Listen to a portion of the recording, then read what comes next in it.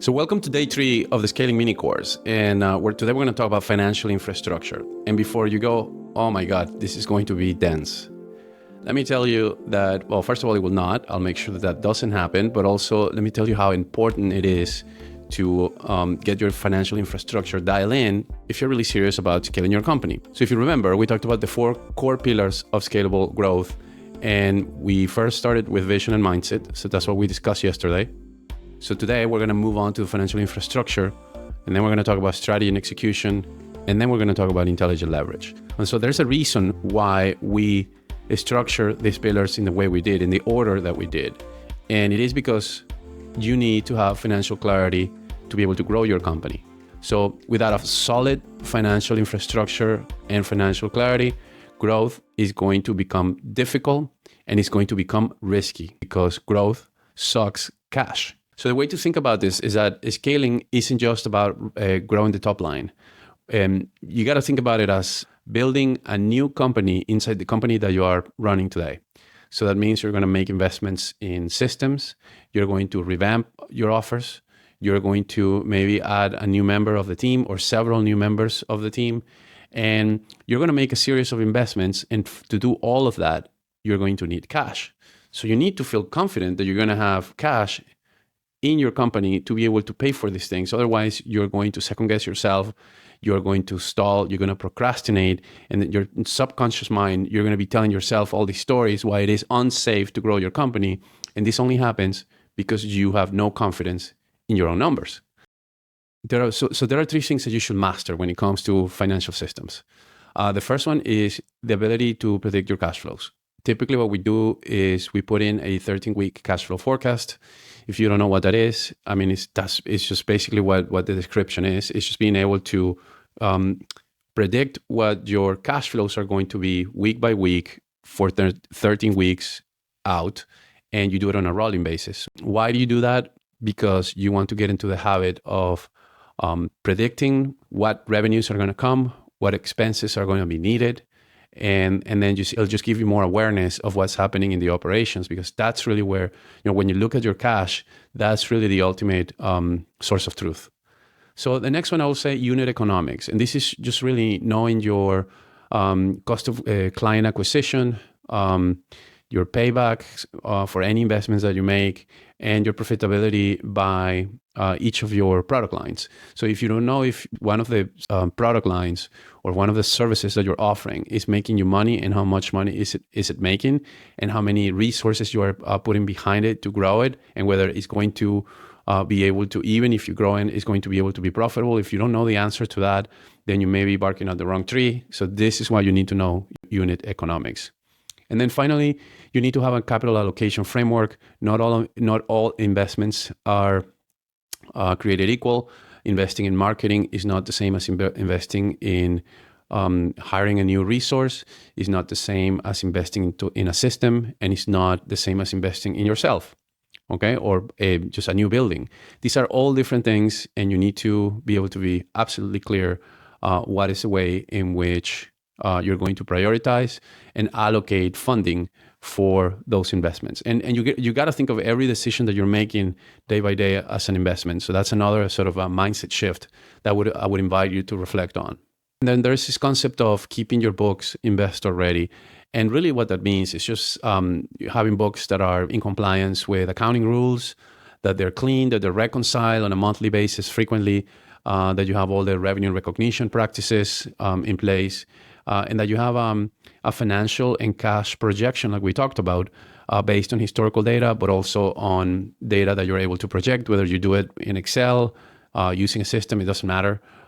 You need projections. And then finally, I would say this one thing that for some of you may not make sense right now, but it will make sense eventually, which is having a good chart of accounts that reflects the way you run your business. Because if you're going to use your financials to run your business and your financials don't reflect the way in which you have it structured, then this is why it becomes so boring and difficult to look at your financials. In terms of identifying your financial leadership needs, this is a question I get a lot, right? So depending on where you are in terms of revenues and your forecasted revenue going forward, you may need different things. So if you're below $3 million, you are certainly probably fine just having a bookkeeper that is able to keep your books, maybe answer a few questions. I mean, most of the planning and the accounting is going to be done by you. That's just the reality of it, unless you have a founder or somebody in your team that is able to help you out and provide this kind of intelligence for the business. As you start growing in $3 to $7 million in revenue, you're going to need a finance manager or a controller, because financial operations are going to start getting more complicated. There's more systems. There's probably compliance. So you need somebody who's able to keep up with all of that stuff. So you're going to need a person who is a little bit more informed. Doesn't have to be full time, but it would help at that point to have a junior resource, a junior finance resource on site. Then I guess the next level up, as you grow beyond $7 million, that's when you should start considering having a CFO or even a fractional CFO to help you with more strategic planning, with fundraising, being able to answer questions to the board, maybe even entertain discussions from an M&A perspective, right? If you're buying a company or somebody's trying to buy you, all of that. And in general, just provide leadership on anything financial related. We talked about the importance of cash. So cash is king, right? So it's great to have sales. I love it. But in reality, you don't pay rent with sales, because you need it to be profitable. You need the sales to be profitable. And then you need to be able to collect whatever it is that you sell, so that you can use the cash and then pay with cash. And that's basically something that a lot of people forget. I mean, capital, I'm sure you can get debt and sometimes equity infusions, but it's unsustainable to run a business that is not generating cash. So cash is king. And you may be asking, what are some of the ways in which you can generate cash, right?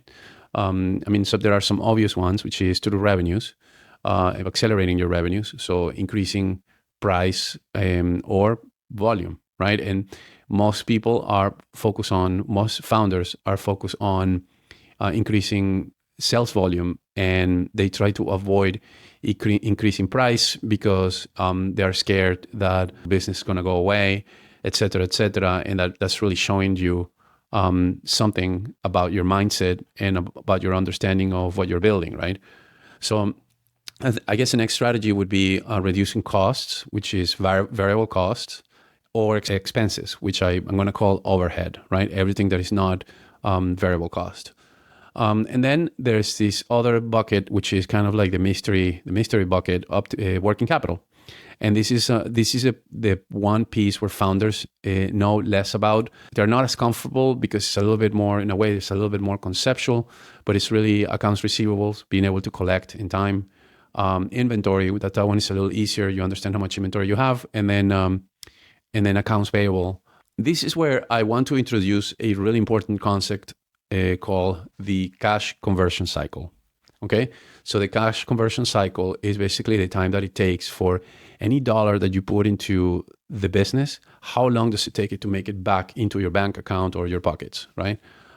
So that is what we're trying to measure when we say cash conversion cycle. For manufacturing businesses, it's going to be kind of like plain vanilla. It's going to be, the 7 levers that we just talked about. If you're in a service business, it's going to look a little different. Instead of inventory, you may have work in progress. So work that you are doing for which you have not invoiced yet, but it has been done on behalf of a client.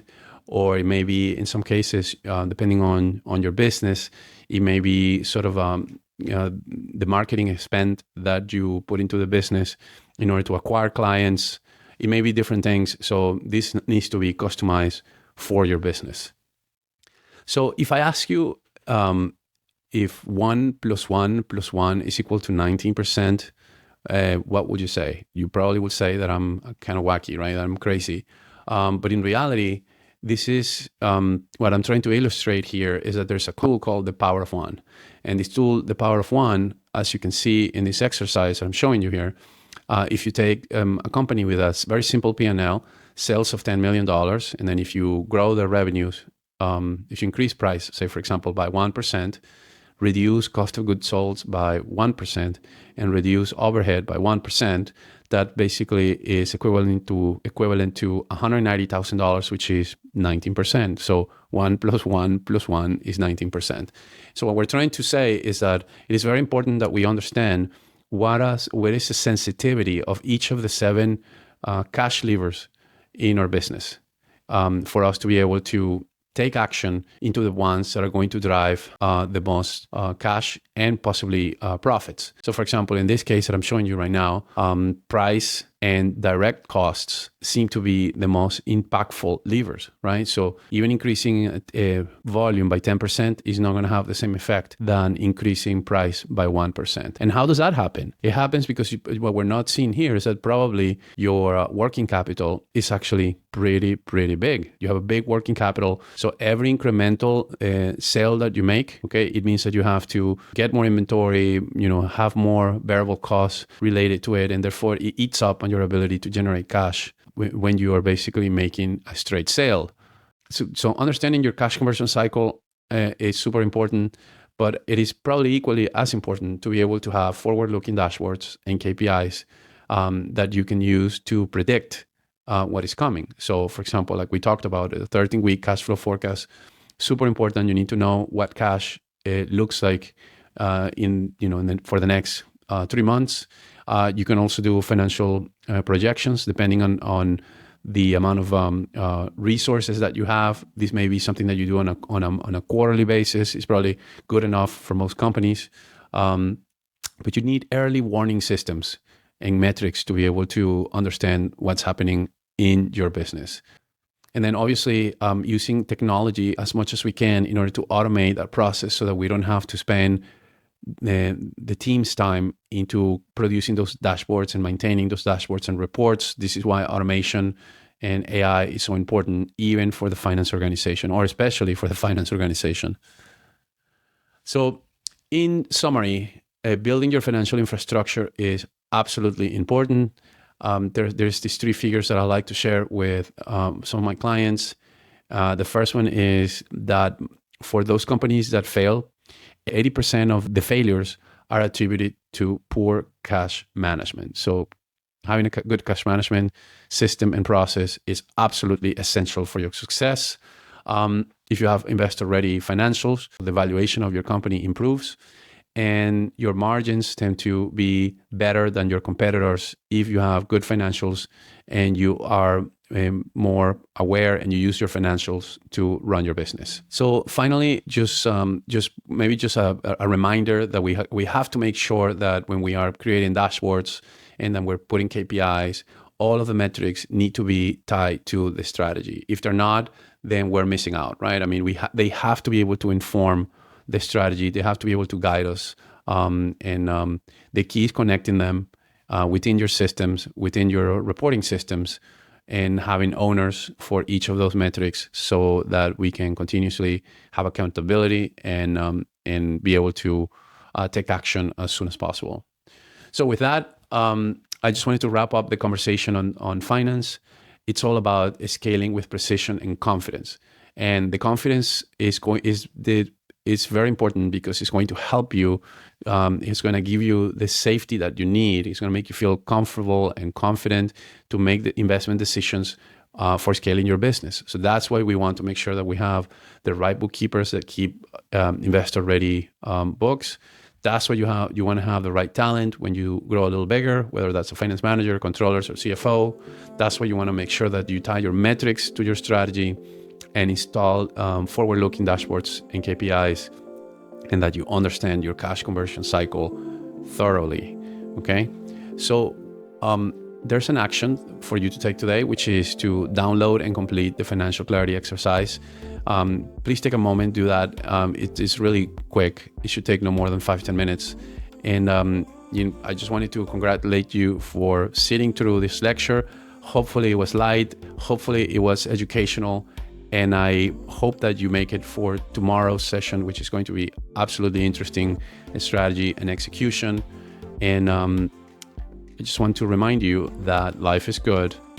Let's build it.